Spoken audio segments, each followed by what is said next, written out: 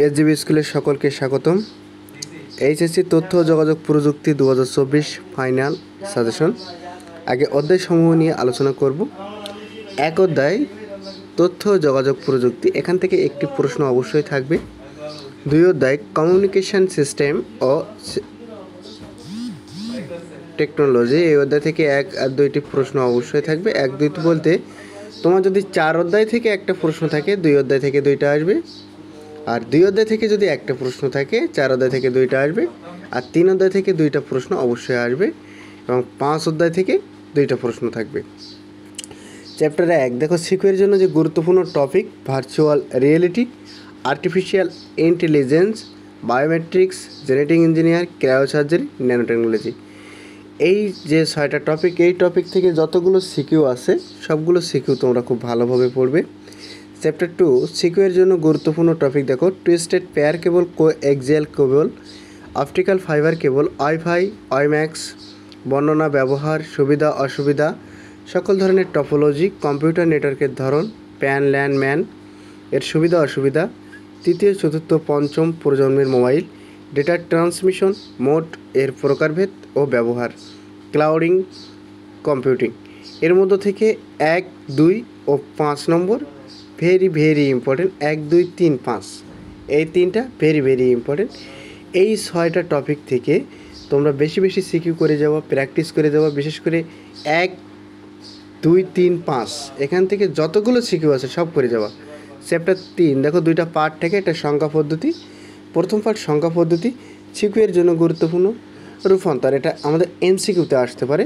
2 এর পরিপূরক পদ্ধতিতে যে বিয়োগ আর যোগের, এটা তোমরা অবশ্যই ভালোভাবে করে যাওয়া, কারণ এটা আমাদের পরিপূরক থেকে যেহেতু একটা আসবে যোগ বিয়োগ থেকে, তাহলে অবশ্যই পরিপূরক থাকবে।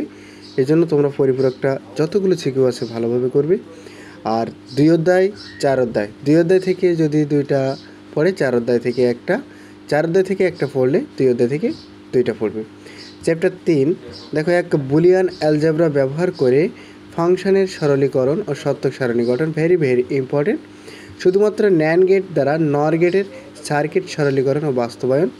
3 নম্বর বলছে 2টি হাফ অ্যাডারের মাধ্যমে একটি ফুল অ্যাডার বাস্তবায়ন, সার্কিট থেকে সমীকরণ বাস্তবায়ন, এনকোডার ও ডিকোডার। এগুলো খুব ভালোভাবে করবা। তার মধ্য থেকে 1, 3 আর 4 এগুলো খুব বেশি ইম্পর্টেন্ট। তোমরা এই ধরনের সিকিউ যতগুলো আছে খুব ভালোভাবে করে যাওয়া। চ্যাপ্টার 4 দেখো, গুরুত্বপূর্ণ টপিক: ওয়েবসাইটের কাঠামো ব্যাখ্যা করো, ওয়েবসাইটের প্রকারভেদ, HTML কোড, টেবিল গঠন, ইমেজ দিয়ে লিঙ্কযুক্ত, লিস্টের লিস্ট। এই যে কোড তৈরির এই 3টা 4, 5, 6 এগুলো বেশি ইম্পর্টেন্ট, এগুলো থেকে সিকিউ বেশি করে পড়তে হবে। চ্যাপ্টার 5 জন্য গুরুত্বপূর্ণ টপিক: অ্যালগোরিদম ও ফ্লোচার্ট। কোড থেকে অ্যালগোরিদম ও ফ্লোচার্ট লেখো। ধারার যোগফল, যেমন আমরা যোগফল নির্ণয় করতে পারি। 3 সংখ্যার মাঝে বৃহত্তম অথবা ক্ষুদ্রতম সংখ্যা নির্ণয় করো। তো 5 অধ্যায়ে আমাদের 2টা প্রশ্ন আছে।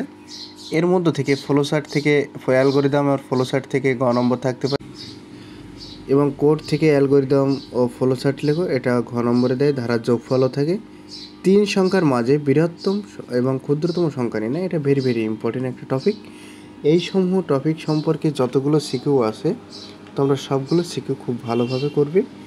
এবং এমসিকিউর জন্য 2023 সালের যে 8টি বোর্ড থেকে এমসিকিউ আসছিল, সেই এমসিকিউগুলো খুব ভালোভাবে পড়বা। 2023-এর বোর্ডগুলো করলে আশা করি তোমরা 10 থেকে 12টি এমসিকিউ একবারে হুবহু কমন পেয়ে যাবা।